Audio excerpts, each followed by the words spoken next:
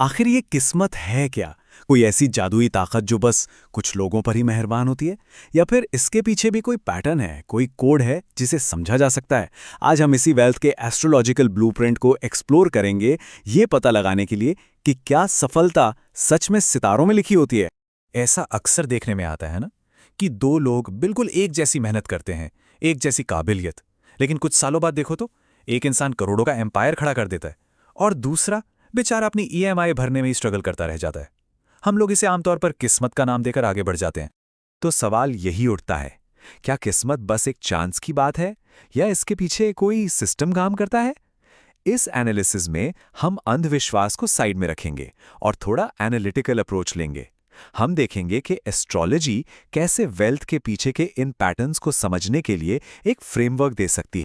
तो चलिए एस्ट्रोलॉजी को एक लेंस की तरह यूज करते हैं और एनालाइज करते हैं कि अमीर लोग आखिर सोचते कैसे हैं, काम कैसे करते हैं। इसको समझ लीजिए कि ये वेल्थ की साइकोलॉजी का एक पोस्टमार्टम है जिसे हम एस्ट्रोलॉजिकल इंसाइट्स के जरिए करेंगे। ठीक है, तो एस्ट्रोलॉजी में पैसा या वेल्थ किसी एक जगह से नहीं आती। इसको कंट्रोल करता है एक पावरफुल वेल्थ ट्रायंगल, यानी तीन ऐसे एस्ट्रोलॉजिकल हाउसेस जो मिलकर किसी की भी फाइनेंशियल पोटेंशियल को डिसाइड करते हैं। चलिए इन तीन चाबियों को देखते हैं जो हमारी फाइनेंशियल तिजोरी को खोलती हैं। देखिए, ये तीनों घर मिलकर काम करते हैं। सबसे पहले दूसरा घर, ये है फाउंडेशन यानी सेविंग्स और एसेट्स। फिर आता है 11वां घर, ये है कैश फ्लो, सैलरी हो या बिजनेस का प्रॉफिट। लेकिन जो 8वां घर है ना, वो है वाइल्ड कार्ड एंट्री। ये रिप्रेजेंट करता है अनएक्सपेक्टेड गेन्स को, जैसे कोई विरासत, कोई स्टॉक जो अचानक ऊपर चला गया, या फिर कोई यूनिकॉर्न आइडिया जो चल पड़ा।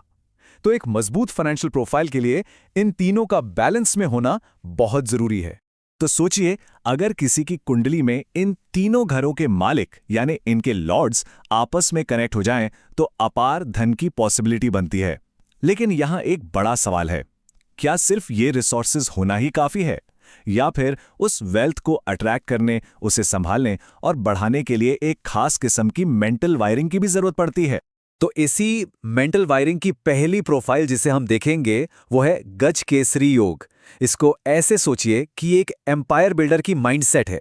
ये वो एस्ट्रोलॉजिकल सिग्नेचर है जो उन लोगों में मिलता है जो कुछ बड़ा बनाने के लिए प्रेरित होते हैं। अच्छा, तो ये गज केसरी योग बनता कैसे है?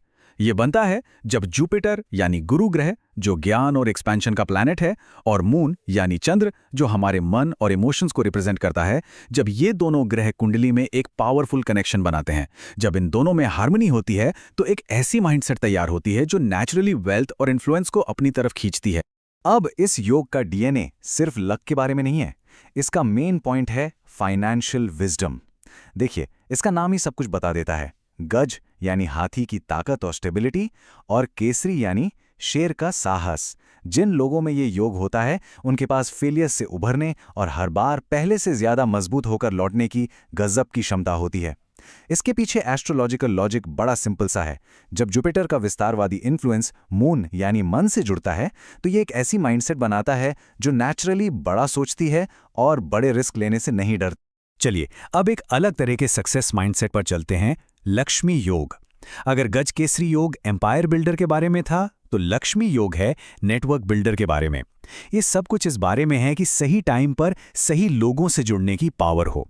ये शुभ योग तब बनता है जब किसी की एस्ट्रोलॉजिकल चार्ट के दो इंपॉर्टेंट एरियाज, एक तो भाग्य का घर यानी 9th हाउस, और दूसरा लाभ या गेंस का घर यानी 11th हाउस, इन दोनों के बीच एक स्ट्रॉन्ग पॉजिटिव कनेक्शन बनता है। मतलब सीधे शब्दों में जब किस्मत और मुनाफा एक साथ आ जाते हैं। आज की भाषा में इसे परफेक्ट नेटवर्किंग कह सकते हैं। इस योग का कोर फीचर है रिश्ते बनाने का स्किल। ऐसे लोग अक्सर सही टाइम पर सही लोगों से मिलते हैं और उनके पास अपने सोशल कनेक्शंस को फाइनेंशियल अपॉर्चुनिटीज में बदलने की एक कमाल की पावर होती है। ये सिर्फ लक नहीं है, ये मार्केट की नब्ज को समझने की और ये जानने की काबिलियत है कि पैसा कहाँ लगाना है। तो इन सब एस्ट्रोलॉजिकल कोड्स का आखिर मतलब क्या निकलता है? यहाँ पर जो सबसे ज़रूरी बात है वो ये है, ये सब प्रिडिक्शन के बारे में नहीं है, ये पोटेंशियल के बारे में। यानी ये एस्ट्रोलॉजिकल योग कोई क्रिस्टल बॉल नहीं है जो भविष्य बताएंगे। ये एक ब्लूप्रिंट की तरह हैं। ये किसी भी इंसान की इनहेरेंट स्ट्रेंथ्स और कैपेबिलिटीज़ को सामने लाते हैं, सक्सेस के लिए उनका पर्सनल रोड मैप। ये समझने का एक टूल है कि कोई क्या करने में सक्षम है, ना कि ये बताने का कि आगे क्या हो। और शायद वेल्थ को देखने का सबसे सही तरीका इस कोट में है। धन सिर्फ पैसा नहीं है, ये ड्राइव, रिस्क टेकिंग और इन्वेस्टमेंट सैवी का वो कॉम्बिनेशन है जो किसी के चार्ट में छपा होता है। ये बात इस पूरे आइडिया को परफेक्टली कैप्चर करती है कि सच्ची दौलत सिर्फ नोट और सिक्कों से कहीं बढ़कर है। और आखिर में एक सवाल जो सोचने पर मजबूर करता है। जैसे जैसे दुनिया इवॉल्व हो रही है, डिजिटल एज की तरफ जा रही है, तो क्या वेल्थ के नए ब्लूप्रिंट्स भी तैयार हो रहे हैं? आने वाले वक्त के लिए सक्सेस के वो कौन से नए कोड्स हैं जो डीकोड होने का इंतजार कर रहे हैं? सोचने वाली बात है ना?